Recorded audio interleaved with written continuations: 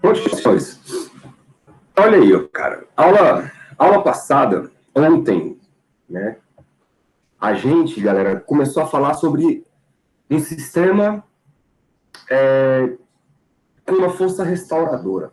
Todo sistema com força restauradora, galera, ele vai tender a oscilar em torno de uma posição de equilíbrio. Beleza? Lembre que toda força restauradora é aquela que vem de uma deformação do sistema, e aí o sistema tenta fazer ele mesmo voltar à posição de equilíbrio. É igual, por exemplo, tu pegar uma régua e envergar ela. Na hora que você enverga a régua, você deformou ela. Se você solta, cara, ela tenta voltar para a posição de equilíbrio, né? Isso é por conta da força restauradora. Toda força restauradora, ela tenta fazer o sistema retornar à posição de equilíbrio.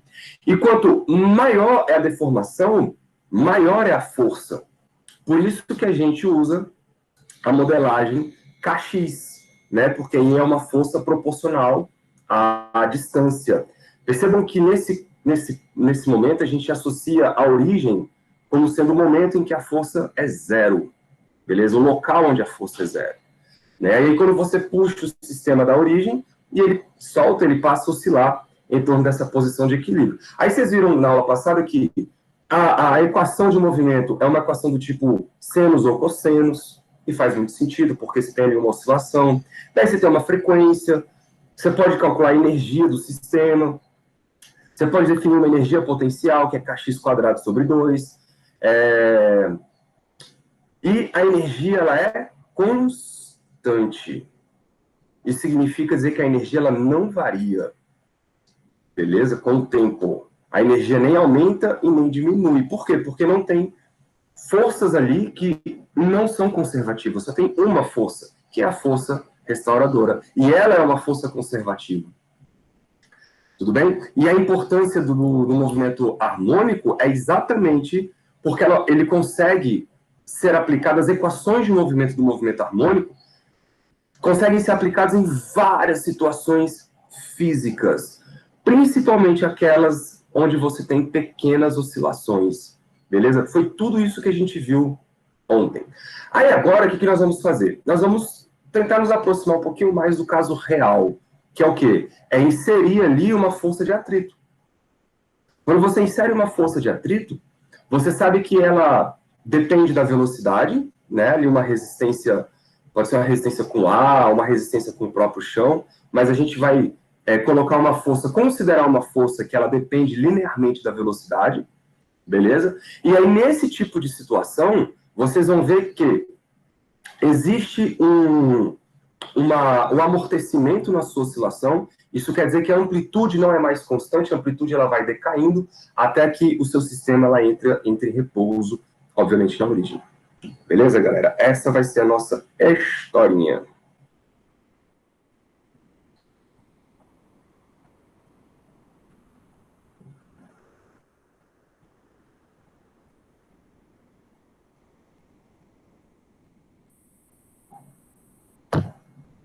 Então, bora. Qualquer dúvida, vocês dão um grito aí.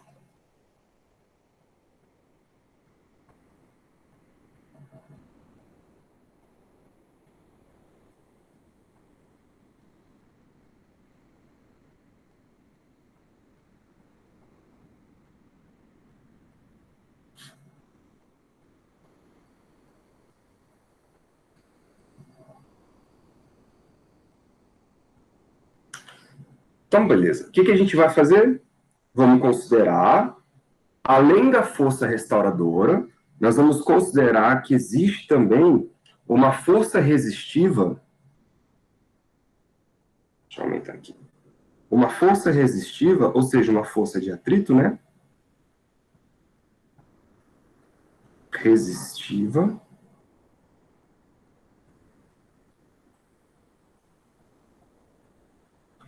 Proporcional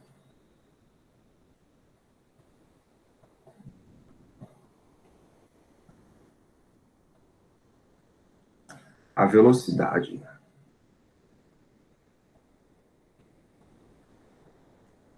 E aí vocês tomem muito cuidado com esse tipo de força, tá, galera? Por quê?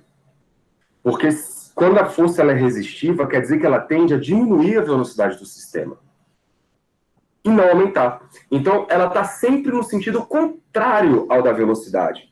Isso pode dar alguma confusão quando vocês forem montar a equação do movimento. Mas aí vamos com calma. Ó.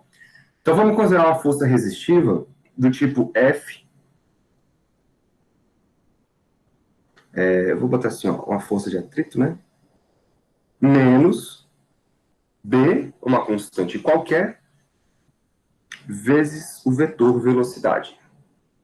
Beleza? Isso indica o seguinte, galera. Se a velocidade aponta para um lado, a força aponta para o outro lado. Tá bom? Então vamos considerar o seguinte. Fazer um desenho tosco aqui.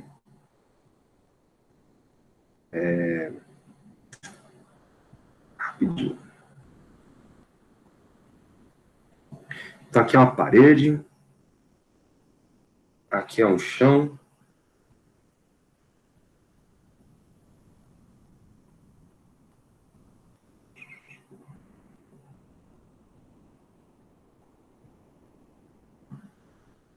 Aqui é um chão. Vou colocar aqui um bloquinho, coxinho.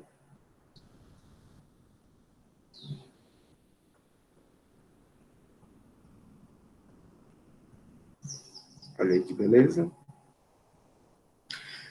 Certo? Vou definir aqui um ponto de equilíbrio. Vou colocar, por exemplo, meu ponto de equilíbrio aqui. Beleza? Aqui é o x igual a 0. Aqui é o eixo x. E aí, obviamente, tem uma mola aí, cara. Essa mola, ela tá aqui, ó.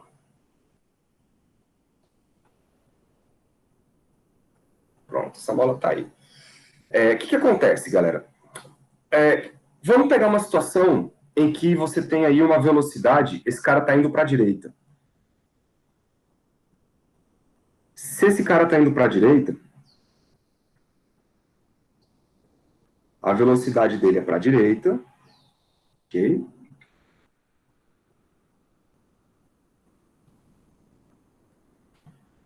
Vou botar aqui o vetor velocidade. E aí ele vai ter duas forças atuando sobre ele. Como ele está do lado direito da origem, isso quer dizer que a força que ele sente, elástica, é para a esquerda, não é isso? Então, eu vou colocar a força elástica para a esquerda.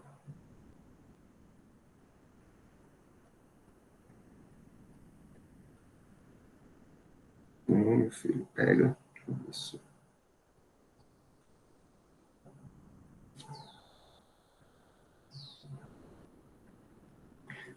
Aqui é uma força elástica.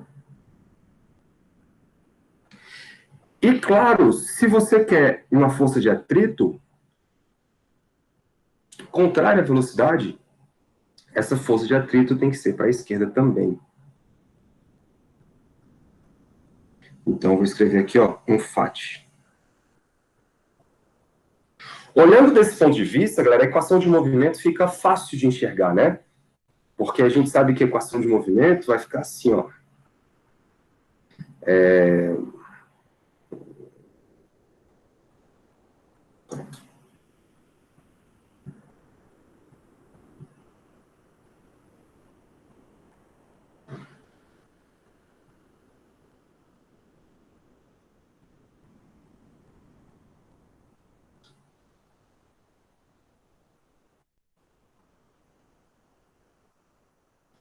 Vocês sabem que a equação de movimento vem da segunda lei de Newton, onde a força resultante é igual à força elástica mais a força de atrito. Não é isso? A força resultante vai ser massa vezes aceleração, ou seja, mx, dois pontos. Isso tem que ser igual. Galera, força elástica. Aqui vocês não podem errar. Força elástica é menos kx. Beleza? Porque eu estou colocando tudo na direção I. E o sentido positivo é para a direita. Beleza? Como a força está à direita da origem, então a força elástica ela é contrária ao x, porque o x aí é positivo. E a força de atrito é menos bv. Tá bom? Eu vou colocar o V como sendo um X ponto aqui, ó. Essa, galera, é a equação do movimento do oscilador harmônico amortecido. Agora você fala, professor, e se a velocidade fosse para o outro lado? Né? Vamos supor que a velocidade era para cá. Se a velocidade for para lá e o seu bloquinho estiver à direita da origem, a força elástica é para cá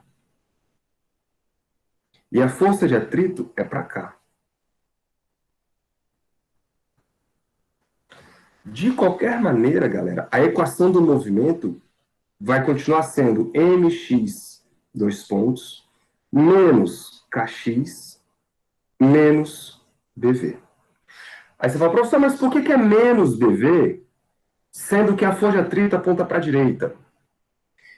Ela aponta para a direita, mas ela, na verdade, ela tem um sinal contrário da velocidade. Quando você define ela como sendo menos bv, ou menos x ponto, esta derivada aqui, ó, ela está assumindo valores negativos, né? Porque está decrescendo à medida que vai para a esquerda.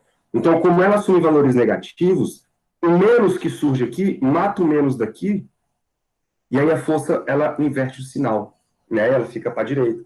Então a gente precisa sempre jogar o menos BV nas equações. Porque se você não colocar o menos BV, você não introduz na sua equação de movimento, ali na computação das coisas, que você tem uma derivada da posição que está diminuindo. Beleza? Esta força ela tende a baixar o valor da velocidade. Por isso que você precisa carregar esse menos sempre. Ok? Bom, vamos arrumar aquela equação ali, vamos resolver. Quem fez eletromagnetismo 2, a gente passou por isso em algum momento, a gente fez lá um circuito amortecido, né? A gente fez essa conta, eu vou fazer essa conta de novo.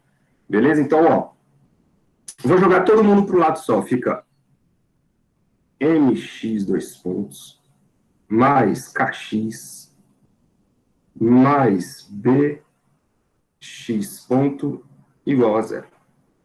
Ok? O que eu vou fazer, galera? Eu vou dividir tudo por n, tá bom? Quando eu dividir tudo por n, aqui fica só x pontos, x dois pontos, mais... Vou trazer o termo dissipativo aqui para o meio, tá? Então, b sobre m, x ponto, mais k sobre x, ou k sobre m, vezes x. Tudo isso igual a zero. Galerinha, essa é a nossa equação de movimento. É isso que nós temos que resolver. Todos os fenômenos físicos, eles são governados por equações diferenciais. Tá? O que a gente precisa? A gente precisa montar a equação e saber resolver a equação. Beleza? Por isso que aquela disciplina de equações diferenciais, que chamam de EDO, ou EDO, é muito importante para a física. Porque se você sabe resolver uma equação diferencial, você consegue resolver várias situações físicas. Beleza? Bom, aqui vale uma definição, tá?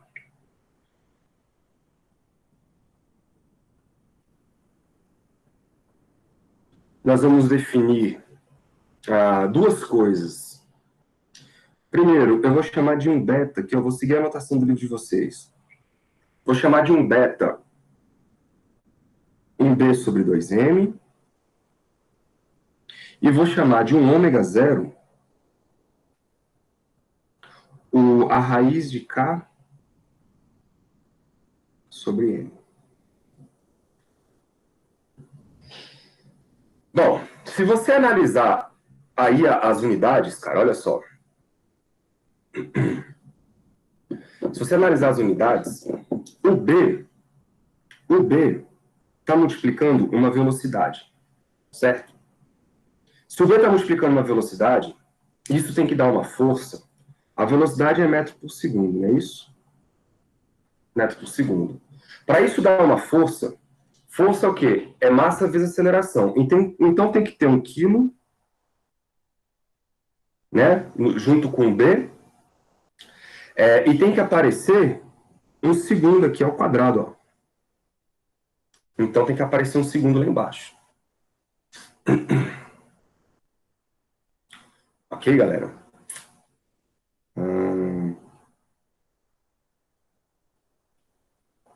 Isso. Se você for brincando com essas unidades aí, você vai chegar à conclusão de que o B, como ele tinha unidade de quilo por segundo, aqui vai aparecer quilo por segundo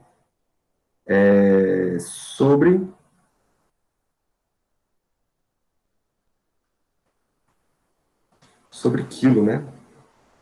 Sobre quilo. E aí isso aqui vai dar uma unidade de 1 sobre segundo. Ou seja, esse beta aí que eu acabei de definir, ele tem uma unidade de frequência.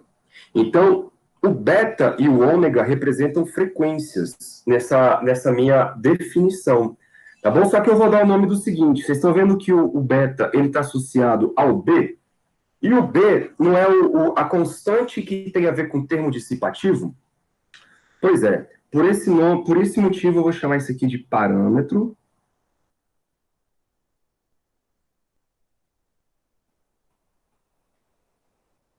de amortecimento.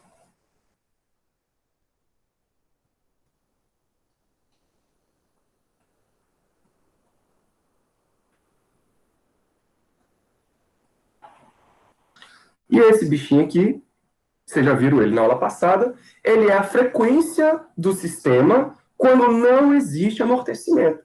Então, ele é a frequência que a gente vai chamar de frequência natural de oscilação. Beleza? Frequência natural de oscilação. É aquela frequência que, se não houver amortecimento nenhum, o meu sistema oscila com essa frequência. Então, frequência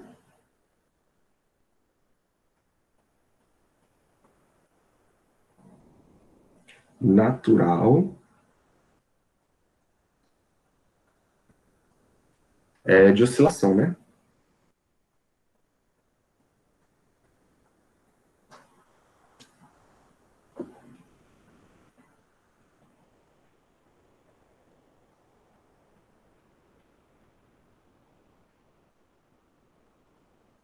Ok? Então, são aí dois números novos que apareceram que eu vou inserir na minha equação do movimento. Feito isso, se a gente define essas duas coisas, a gente tem o seguinte, ó. Temos, galera, x, dois pontos, continua, né? Mais. Aí tinha um b sobre n, estão vendo? Só que o b sobre n, tá faltando um 2 ali agora, para compensar. Esse 2, vocês vão entender por que ele vai aparecer, é para simplificar uma vida lá na frente, tá? Então, vai aparecer aqui, multiplicando o x ponto, um termo 2 beta. Belezinha? E vocês estão vendo que aparece ali o K sobre M, né? Então, isso quer dizer que aqui vai aparecer o ômega zero, só que ao quadrado, porque eu defini ele do jeito que tem uma raiz ali, certo? Então, aqui tudo igual a zero. Pronto. Temos essa equação para resolver. Essa equação diferencial é uma equação diferencial que não aparece não é tão simples de você enxergar que ela depende de senos ou cossenos. Esse termo aí que tem uma derivada primeira no x, ele pode complicar um pouco a nossa vida, mas nós sabemos resolver isso, tá bom? Porque a gente pode propor uma solução particular e ver como se comporta o expoente dessa solução particular. Então, vamos lá. Solução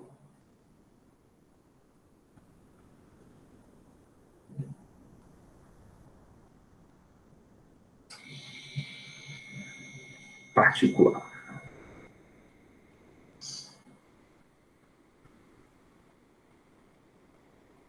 Qual é a solução particular? É escrever que a minha solução x de t, ela depende de uma exponencial de, por exemplo, R ou lambda, né? Acho que o livro de vocês usa um lambda aqui, ó. Lambda t.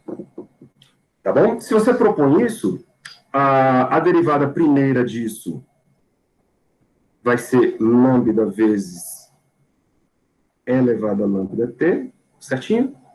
E a derivada segunda vai dar lambda ao quadrado elevado a lambda t. Ok? Aí o que a gente faz? A gente retorna isso lá na solução. Desculpa, na equação. Então, retornando isso lá para a equação, deixa eu botar uma seta. Opa.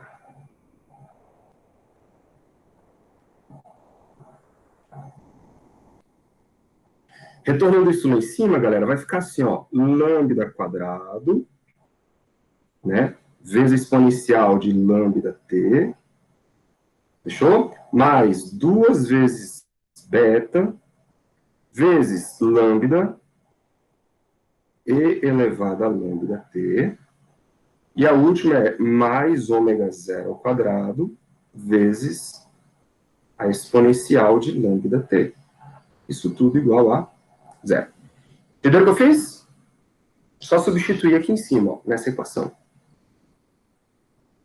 Bom, coloca essa exponencial em evidência, fica exponencial de lambda t,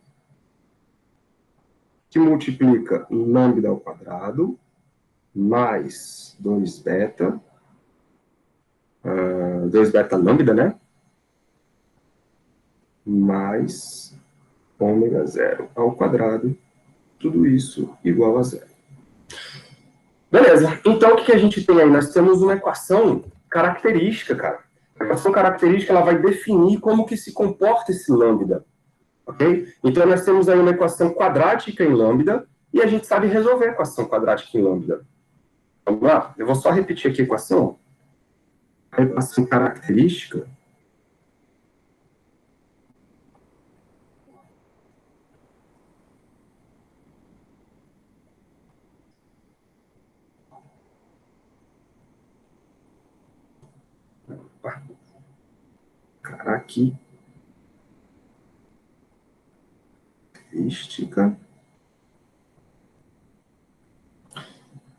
é lambda 2 mais 2 beta lambda, não é isso? Mais ômega 0,2 igual a zero. Tá? A gente sabe resolver isso, né, galera? É só aplicar a equação de Bhaskara. E eu vou fazer rapidinho aqui, ó. Lambda é igual menos b, então fica menos 2 beta, mais ou menos a raiz quadrada de b quadrado menos 4ac. Então, b quadrado vira 4 beta quadrado, ok? Menos 4, o a é 1, e aqui fica ômega zero ao quadrado. Certinho? Tudo isso dividido por 2. É 2a. Bom, arrumando a casa, isso aqui da lambda é igual. Vocês estão vendo que esse 4 que está dentro da raiz, eu posso colocar ele em evidência? Se eu coloco ele em evidência, ele sai de dentro da raiz. Vê se vocês concordam comigo, ó, onde eu posso escrever isso aqui. Menos 2 beta, mais ou menos 2 vezes a raiz de beta quadrado menos ômega zero quadrado. Tudo dividido por 2.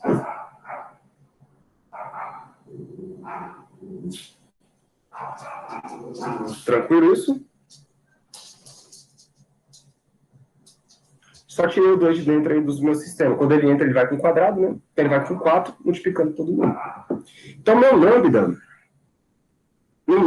ele vai ser escrito como menos beta, mais ou menos a raiz de beta ao quadrado, menos ômega zero ao quadrado. Pronto. Esse é o lambda que eu quero. E aí nós vamos fazer uma definição nova aqui, ó. Vou definir...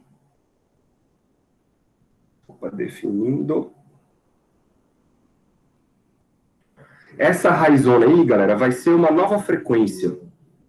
Tá? Vou chamar de ômega, agora sem o zero. Vai ser igual a raiz quadrada beleza? De beta quadrado menos ômega zero ao quadrado.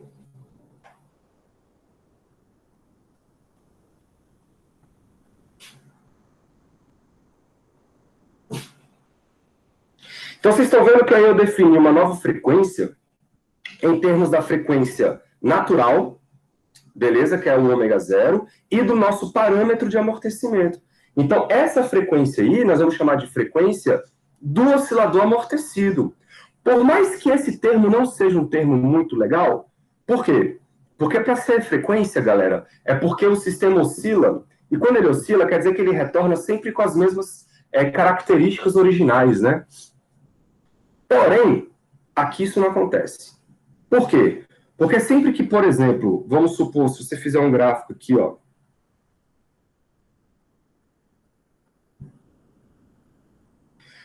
apesar de você ter uma frequência, você vê uma oscilação no tempo, sempre que o seu objeto passa pela mesma posição, por exemplo, a origem, a velocidade não é mais a mesma. Por quê? Porque a velocidade está caindo o módulo dela, né? Então a velocidade ela muda, mesmo que o sistema retorne depois de um período característico do meu sistema, mesmo que isso aconteça, a velocidade não é a mesma. Então, o sistema não retorna às condições iniciais. Então, isso não é uma frequência, porque para ser uma frequência, a gente precisa estar sempre oscilando com tudo igual, né?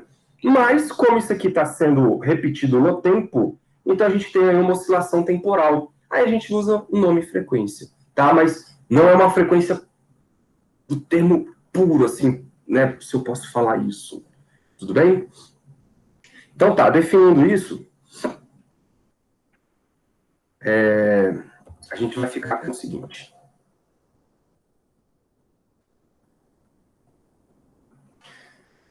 Bom, nós vamos ter então dois lambdas, ok? Nós vamos ter dois lambdas. Nós vamos ter um lambda 1, por exemplo, que eu posso usar o valor positivo.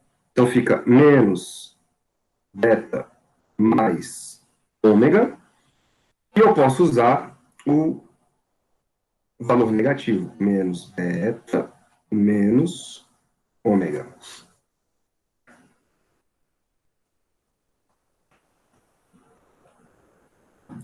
Legal? Vamos voltar lá na nossa solução. Agora eu posso escrever uma solução geral, né? Para o meu problema, porque eu já sei como é que o lambda se comporta.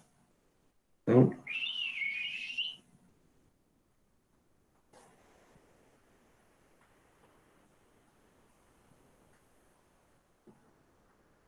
olha aí, solução geral.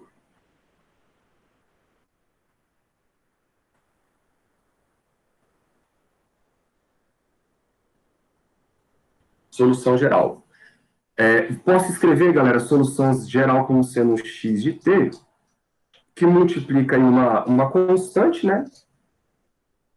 Chamar de A1, vezes a exponencial do meu lambda 1 vezes o tempo, e uma constante A2, exponencial do lambda 2. Vamos substituir esses caras? Vai ficar assim, ó, x de t é igual a 1 exponencial do lambda 1. Olha o lambda 1 aqui, ó. Menos beta mais ômega.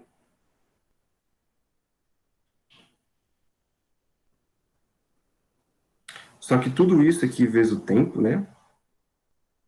Tomar cuidado. Mais o A2. Exponencial de menos beta menos ômega vezes o tempo. Ok? Bom, o que a gente pode fazer aí? A gente pode colocar esse exponencial de menos beta em evidência, né? Porque, ó, x de t, deixa eu até trocar de cor, que agora eu cheguei no momento importante.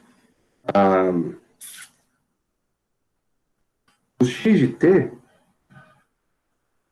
passa a ser igual a uma exponencial de menos beta vezes o tempo, ok? Que multiplica,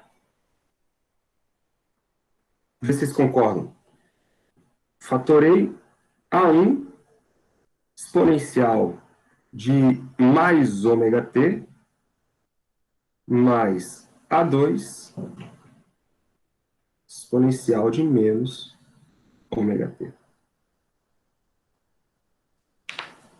Faz sentido aí, não faz? Beleza. Então agora, o que a gente tem que fazer? Eu posso ter 3 classes de amortecimento, tá? E tudo depende, galera, deste ômega que está aqui, ó. Tudo depende desse ômega que está aí. Por quê? Se esse ômega for, por exemplo, se o beta for maior do que o ômega zero, aí tudo bem, vocês têm uma raiz positiva, não tem problema nenhum. Você tem um ômega positivo. Agora, se o ômega zero for menor, for maior do que o beta, então o número que aparece dentro da raiz é negativo. Se o número que aparece dentro da raiz é negativo, vocês vão ter uma exponencial complexa. Beleza? E isso, por quê? Porque a raiz de números negativos é números complexos, né? E isso faz toda a diferença na minha solução. Então, vamos lá. Então, o primeiro caso aqui é o que a gente chama de subamortecimento.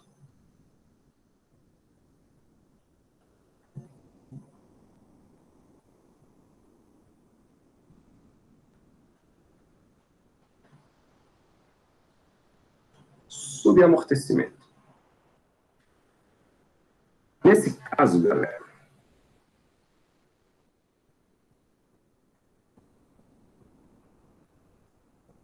o que acontece? A frequência natural, ela ganha do beta. Então, ômega zero é maior do que o beta. Pode crer? Só que se o ômega zero for maior que o beta, olha para a minha definição aqui do ômega. Se o ômega zero ganhar do beta, nós vamos ter uma raiz de um número negativo. Beleza? Logo, então, vou botar assim, ó. Logo, ômega ao quadrado, que é igual ao beta ao quadrado menos ômega zero ao quadrado, né? Eu só botei aí todo mundo ao quadrado. Deixa eu arrumar essas letras.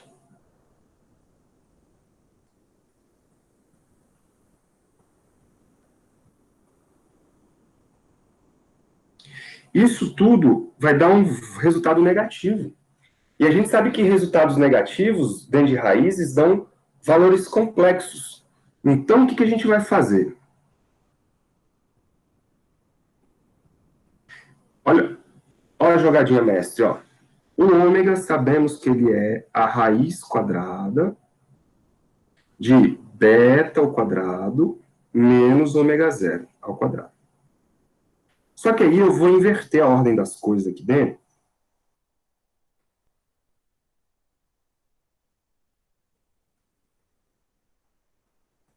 E vou botar um sinalzinho de menos aqui, ó. Então, esse aqui é menos ômega zero ao quadrado menos beta ao quadrado.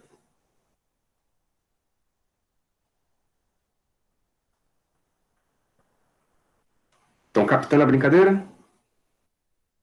E quando eu faço isso, esse menos vira um número imaginário. Certo? Então vira uma espécie do tipo I vezes a raiz de ômega zero menos beta ao quadrado.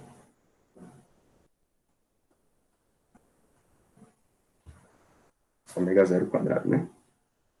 E eu sei que o ômega zero é maior que o beta, então a gente consegue escrever esse ômega dessa maneira aí sem problema algum. Aí, se vocês quiserem, vocês podem escrever isso aqui como sendo uma espécie de I ômega linha, sei lá. Uma coisa assim, né? Não tem problema. Mas só porque a gente inverteu aí a ordem das frequências. Só que a gente inverteu a ordem das frequências. Beleza, galera? Volta lá, então. O x de t vai ser igual a e elevado a menos beta vezes o tempo, que multiplica A1 exponencial de I ômega' vezes o tempo,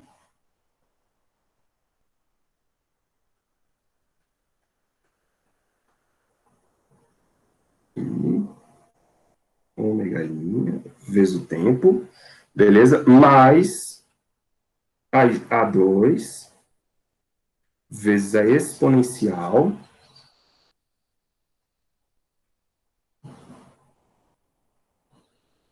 de menos I ômega' vezes o tempo. Olha que legal, cara. E a gente já fez essa conta antes. Todo esse parênteses, todo esse cara que tá dentro do parênteses aqui, ó, a gente fez ontem esse negócio todinho. Isso aqui é exatamente a solução de quem? Do oscilador harmônico. A gente chegou nele ontem, beleza? Então eu vou trocar todo esse cara aqui. Vou botar aqui. Então isso aqui é a solução do oscilador harmônico.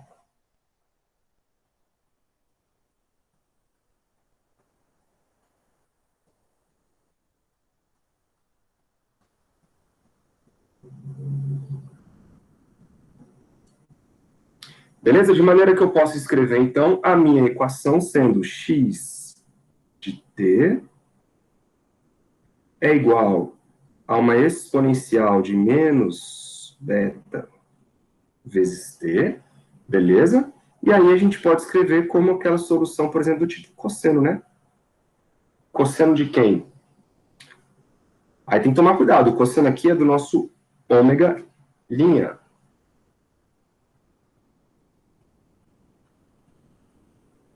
E aí o nosso cosseno eu coloquei como menos φ, não foi? Eu acho que foi.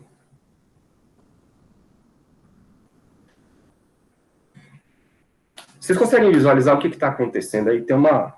Posso chamar isso aqui de uma amplitude, né? Vou aqui botar uma amplitude. Então tem uma amplitude que eu defino A vezes E elevado a menos beta T. O que está acontecendo é o seguinte, galera. Vocês têm exatamente a solução do oscilador harmônico de ontem, só que com um novo termo. Esse termo novo aqui, ó, ele é uma exponencial que decresce.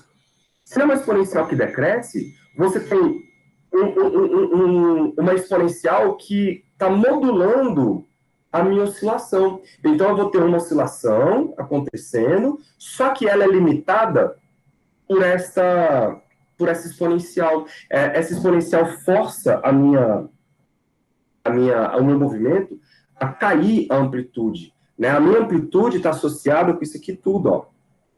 A amplitude está associada com A e com essa exponencial. E essa exponencial produz uma queda da minha amplitude. O que faz muito sentido, porque nós estamos lidando com o quê? Com o movimento amortecido. Não faz sentido? Então, ó, só para deixar claro, esse ômega' ele corresponde, muito cuidado, tá? A frequência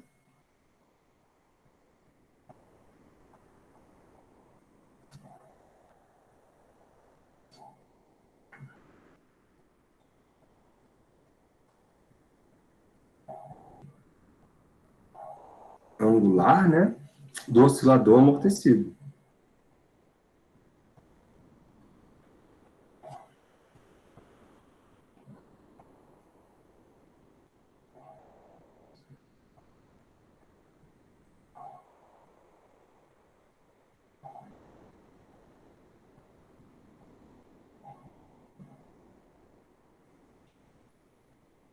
De novo, frequência entre aspas, porque essa frequência não nos leva à frequência real, porque frequência ela te dá o número de repetições que acontecem no movimento, e essas repetições quer dizer que o sistema retorna às condições originais.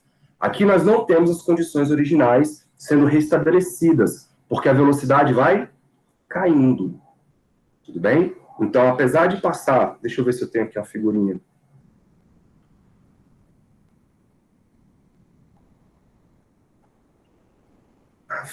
Ave Maria, bicho. Cadê minha...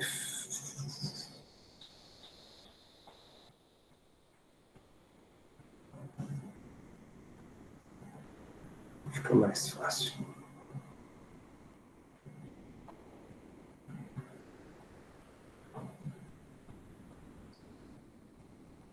Aqui, ó. Então, o que vocês têm é isso aqui, ó. Né? Vocês têm uma fase. Aqui, por exemplo, a fase não é zero. Então, ele não começa no pico. Mas aí você tem uma oscilação acontecendo. Você vê que você tem a sua curva oscilatória, ela sendo modulada por uma queda exponencial, né? Tanto por cima quanto por baixo, aí depende do valor de A, pode ser positivo ou negativo. Certo? E aí a oscilação acontecendo aí dentro. Perceba que quando, por exemplo, nesses tempos aqui, ó, o meu movimento passa pelo mesmo lugar, que no caso é a origem. Só que sempre quando ele passar por aí, nós vamos ter velocidades diferentes. Porque cada vez que ele passa pela origem depois de um determinado tempo, ele está ficando mais lento. Então a velocidade vai caindo. Isso quer dizer que você não retorna às condições iniciais. Por isso que não é uma frequência, não é um termo muito, muito rigoroso. Pronto. Mas como você tem aí uma oscilação temporal, então no mesmo tempo você tem a repetição do movimento, então a gente chama de frequência do movimento amortecido. Certo, galera? E aí você ainda pode pensar no seguinte, cara, existe uma coisa chamada decremento do movimento. Por exemplo, quanto caiu daqui para o próximo pico? Quanto será que caiu? Bom, não sei. Eu vou chamar, então, esse momento aqui, ó, que aconteceu, este primeiro pico de tesão, e este segundo pico eu vou chamar de tal. Por exemplo. Aconteceu no tempo tal. Beleza? Se isto é verdade, galera, é porque esses caras estão passando pela mesma posição nesses dois tempos, ok? Então eu posso escrever o seguinte, ó. O x, quando o tempo é tesão, isso vai ser igual ao x quando o tempo for tesão mais um tal. Beleza? E esse tal, percebam que ele é exatamente o período do movimento. Se ele é o período do movimento, a gente escreve assim, ó. Deixa eu botar de outra cor aqui em cima. O tal, ele corresponde ao período. Se ele é o período, ele vai ser 2π sobre o ômega'. Tá bom? Que é a frequência do nosso oscilador. Bom, se você colocar isso na equação, percebam que os picos, galera, acontecem quando o cosseno é 1, né? Nesses momentos aí, o cosseno de ômega-t, ômega', né? Mais um φ, isso é igual a 1. É isso que determina os picos do movimento. Beleza? Então, eu posso apenas usar a parte das exponenciais. Então, A vezes a exponencial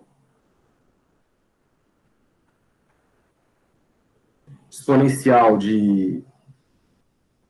Volta aqui para a nossa equação, ó. Exponencial de menos beta t, exponencial de menos beta t, isso tem que ser igual a exponencial, tem um A aqui, exponencial de menos beta, que multiplica o tesão mais o tal. Opa. Ok? Se você fizer aí a distributiva, fica exponencial de elevado a menos beta tesão a exponencial de menos beta tesão vezes uma exponencial de menos beta vezes o tal. Beleza? Então, o que você está vendo aí? O que está fazendo o movimento cair é exatamente esse termo aqui, ó. É exatamente esse termo aqui. Beleza? Porque o resto é igual. Então, a cada um tempo tal, nós temos uma queda do pico. E aí, este cara é chamado de decremento do movimento. É o tanto que o seu movimento vai decaindo à medida que o tempo passa.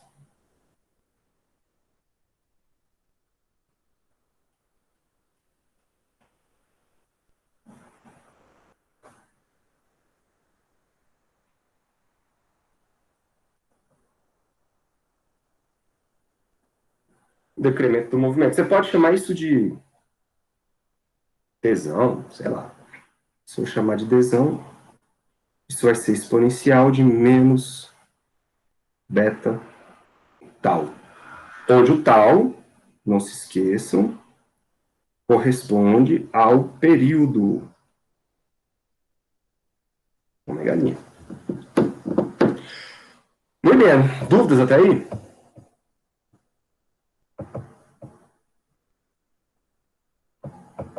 Tá cheio de meme. Cara, é porque eu coloquei o chip do. Eu tive a ideia genial, né? Eu tava sem celular. Eu tive uma ideia genial, que era. Eu não, né, cara? Vou ser sincero. Minha esposa teve uma ideia genial. Assim, cara, por que você não coloca o chip do seu celular no seu tablet? Aí eu, porra, velho. O tablet também é um celular, né? Ele não serve só pra dar aula, não. Pois é. Aí eu me senti mó burrão, cara. Porra, tu é mó gênio, velho. Aí eu acho que veio todos os memes, figurinha, veio tudo dentro do chip, essas porcaria tudo que se. O WhatsApp só serve pra isso hoje, né? Mas mentira. Na hora que eu botei o chip, eu vi um monte de mensagem importante que eu precisava responder e tava tudo lá no WhatsApp. Mas enfim. Ouvido aí, galera, alguma dúvida? Esse é um movimento subamortecido. Nesse caso, vocês estão vendo que a oscilação ela ganha do amortecimento. Então você tem aí um sistema oscilando, porém ele vai diminuindo a oscilação até que ele pare. Beleza? Esse é o sistema subamortecido. Vocês fizeram isso com algum circuito elétrico lá no, em eletromagnetismo 2. Vocês lembram?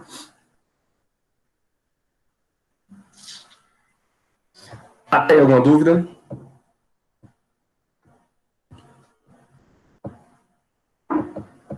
Não?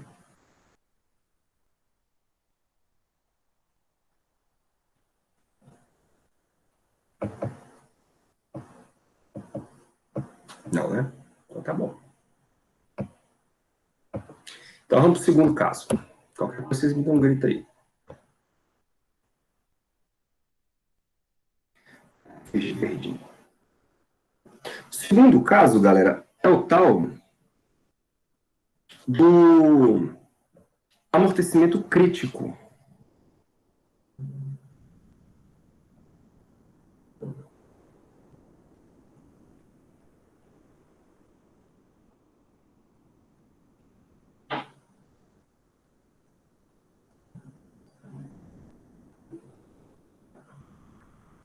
No amortecimento crítico, a gente tem que o sistema está quase oscilando, mas ele não oscila.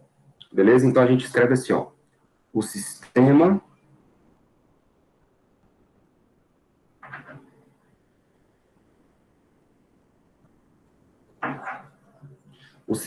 está na iminência de oscilar.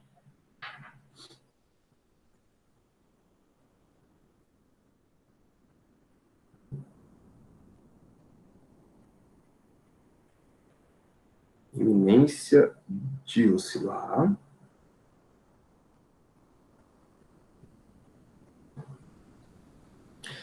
Mas ele não oscila.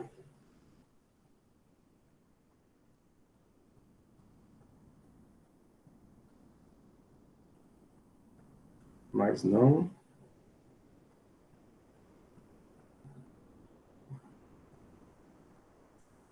oscila.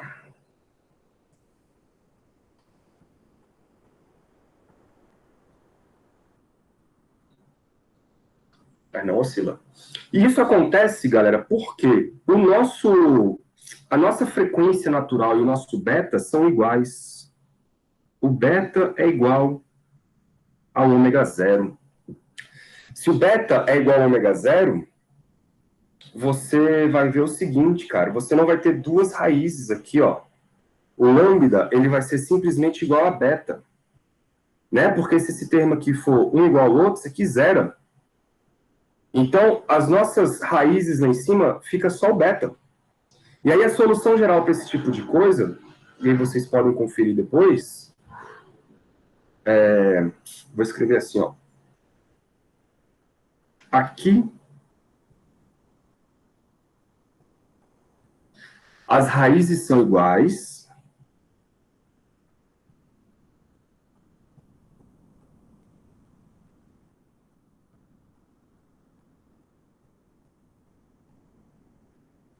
São iguais.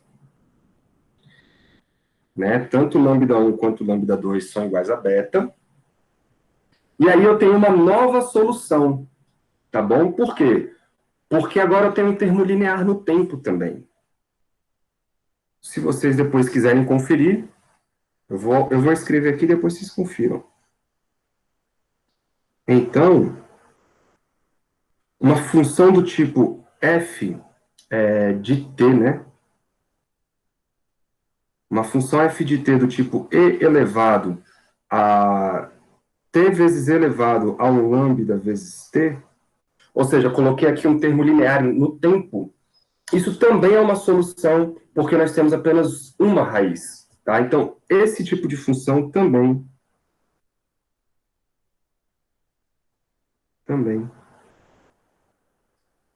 é solução. Isso não é difícil de verificar, basta você retornar lá na equação do movimento e ver que isso é uma solução, tá? Também é solução. Porque nós só temos uma raiz agora. Dessa forma, galera,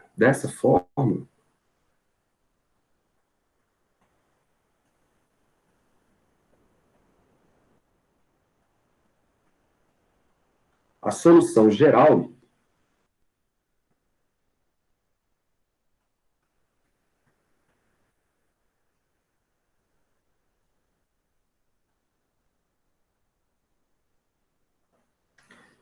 é dada por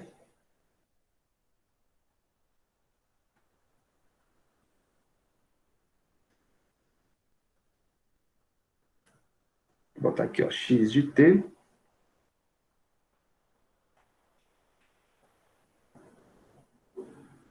é igual. Então, como você tem apenas uma raiz, você poderia imaginar que, vamos voltar para a solução geral lá do outro, aqui ó, em azul. Como esse ômega é zero, você poderia esperar apenas 1 a 1 vezes a exponencial, né? Só que agora eu posso usar um termo linear no tempo. Esse termo linear no tempo também vai ser solução.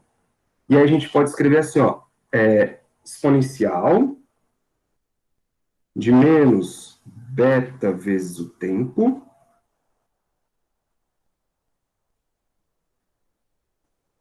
que multiplica o A1, né? O ômega é zero, então não entra aí a exponencial do ômega, mas eu posso escrever aqui um termo linear no tempo, mais um tempo vezes A2. Tá bom? Esse cara também é solução. E essa vai ser a equação do movimento crítico. Nesse tipo de movimento, galera, você solta o sistema e ele não oscila. Aí ele vai caindo, caindo, caindo, caindo, caindo, caindo, caindo, até parar. Beleza? Mas não tem oscilação. É tipo aquela porta de portaria que tem um amortecimento lá em cima da porta. Aí os caras regulam aquilo para a queda ser rápida durante um determinado tempo. Isso quer dizer que você pode ajustar o sistema para que ele seja um amortecimento crítico. Você solta a porta, ao invés dela bater, ela vai amortecendo, amortecendo, amortecendo, amortecendo, até que ela encoste lá no sistema em x igual a zero. Ok? Aí, obviamente, vocês já estão vendo que o próximo movimento é um movimento bem óbvio, né? Que é quando o termo dissipativo ele é muito alto. Então, isso aqui é a parte 3. É o que a gente chama de superamortecimento ou sobreamortecimento. Vou botar assim, super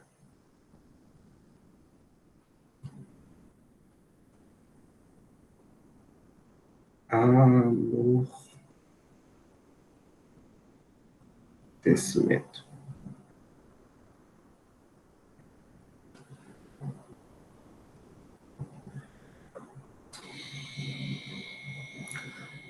Nesse caso, o amortecimento, ou o termo dissipativo, né? Vou botar assim, ó, o amortecimento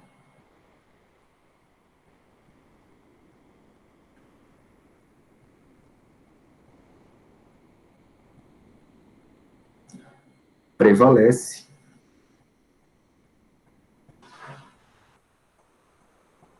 sobre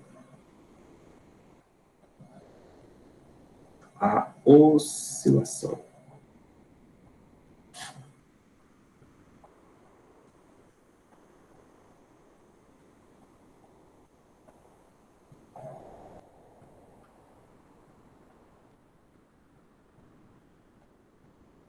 Legal? Isso quer dizer o seguinte. Isso quer dizer que, para esse caso, o beta é maior do que o ômega zero, ok? Isso faz com que o nosso ômega pertença ao conjunto dos reais. Por quê? Porque o ômega, ele é a raiz quadrada do menos o outro, né? Como o beta ganha, então a gente vai ter esse tipo de situação acontecendo. E aí, galera, como é que fica a solução geral?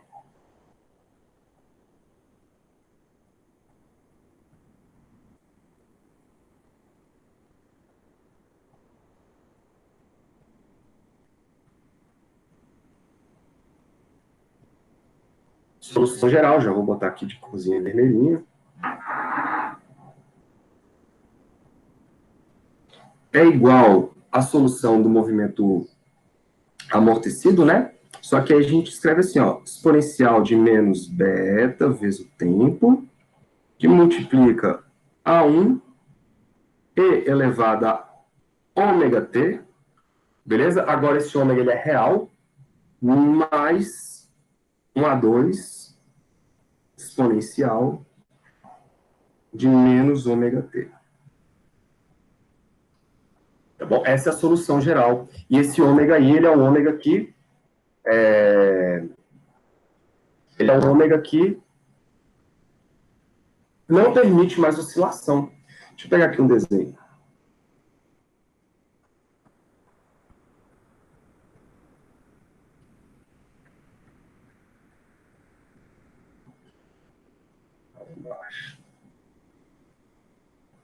Bom, tu quer ter um desenho que compara todos os três ao mesmo tempo. Ó. Primeiro, subamortecimento. O beta é menor do que o ômega zero quadrado. O que você tem? Uma oscilação que decai com o tempo. Massa. Segundo, você tem um amortecimento crítico. No amortecimento crítico, os dois parâmetros são iguais. Então, você tem uma queda exponencial, praticamente exponencial, né? Do seu movimento, só que percebam que essa queda ela é mais rápida do que quando você tem um sobreamortecimento. Quando você tem um sobreamortecimento, a queda ela é muito lenta. O sistema demora demais para parar, porque o amortecimento é muito alto. Beleza? No amortecimento crítico, não. O amortecimento crítico, você vai ter aqui uma queda muito rápida no seu movimento até chegar no tempo igual a zero. Ou no x igual a zero, que é na origem. Certo, galera? Sacaram aí os três amortecimentos?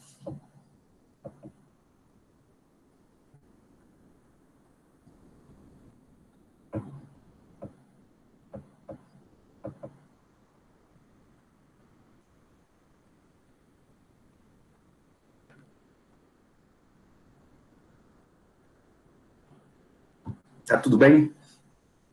Vocês estão vivos?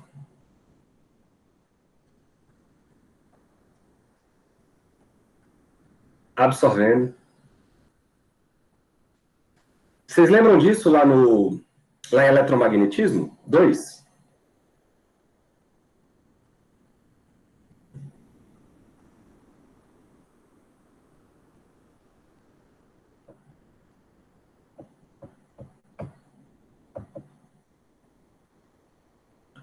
Você chamou o circuito RLC, você tinha você tinha todos esses parâmetros. Você tinha lá um cara que fazia uma alusão à velocidade, que era a corrente elétrica, e aí o indutor era ele que fazia o papel da mola, né? E o resistor fazia o papel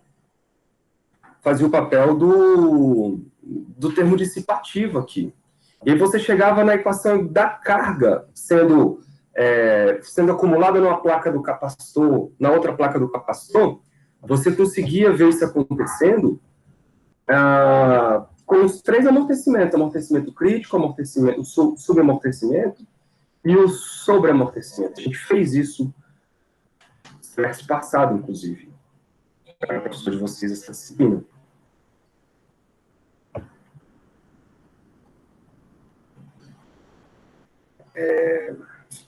Eu quero mostrar o livro de vocês.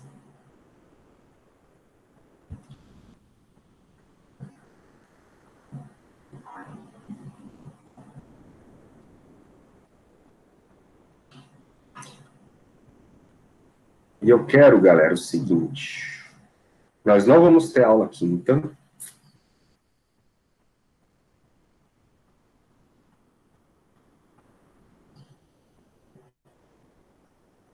Capítulo 5, não, cara. Muito longe. Capítulo 3. Diagrama de fase. Aqui, oscilações amortecidas. Cara, vocês têm que ler isso aqui, galera. Leiam isso aqui. Absorvam. Ó, refaçam essas contas que eu fiz. Eu peguei a figurinha daqui. Tá? Ele vai falar do subamortecido, tal. Aqui é o tal do decremento. Enfim, dê uma lida nisso. E aí, galera, ó, esse 3.2 é uma análise computacional. Tá? Como a nossa pegada não é computacional, mas de repente pode ser, se a gente falar com o pessoal da computação, a gente pode começar a fazer umas conexões aí, né? Ó, o criticamente, pá, e o sobreamortecido. O que eu quero? Eu quero que vocês peguem esses exemplos para fazer. Ó, o 3.3, tentem fazer o 3.3, não deixem de fazer o 3.3, ele vai explicando as coisas aqui, ó. E aí tem que tomar cuidado com o sinal da força, igual eu falei para vocês lá no começo da aula, tá bom? O sentido da força. Resolvam junto com ele essa coisa aqui, essa conta, não deixem de fazer isso. Pode pular essa parte de forças senoidais, eu não vou falar de como é que é? Oscilações forçadas, tá? Aqui a gente vai precisar de função do propagador, eu não vou fazer isso com vocês agora, não. Enfim. Bom, aí tem um bocado de coisa aqui para vocês resolverem, ó. Outra que vocês vão resolver, o sistema massa-mola, e ele está comparando com o circuito elétrico, estão vendo? Esse aqui é o exemplo 3.4. Então, 3.3 e 3.4, vocês vão fazer. Estou deixando gravado aqui, que é para quem perdeu a aula não ficar perdido. Então, ó, vai resolver essa equação junto com ele. O 3.5 é o circuito RLC. Eu fiz isso com vocês semestre passado. Então, vocês vão resolver isso aqui fazendo analogia com o circuito amortecido, sobreamortecido. Beleza? Olha só. Dá para fazer tudo de conta aqui, ó. Sem medo de ser feliz.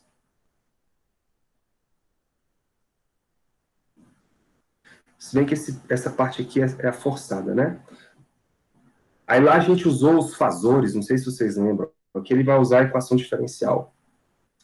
Bom, série de Fourier vocês não precisam ver agora. Deixa isso para frente. E aí, jazinho, galera, eu vou passar lá no no grupo e vou deixar uns exercícios para vocês fazerem, tá? Desse capítulo.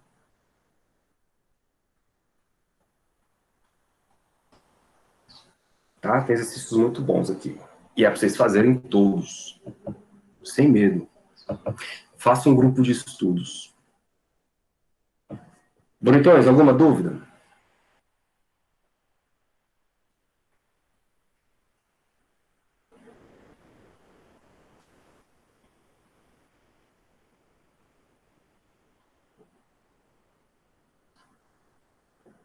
Tá, então vou parar a gravação, tá?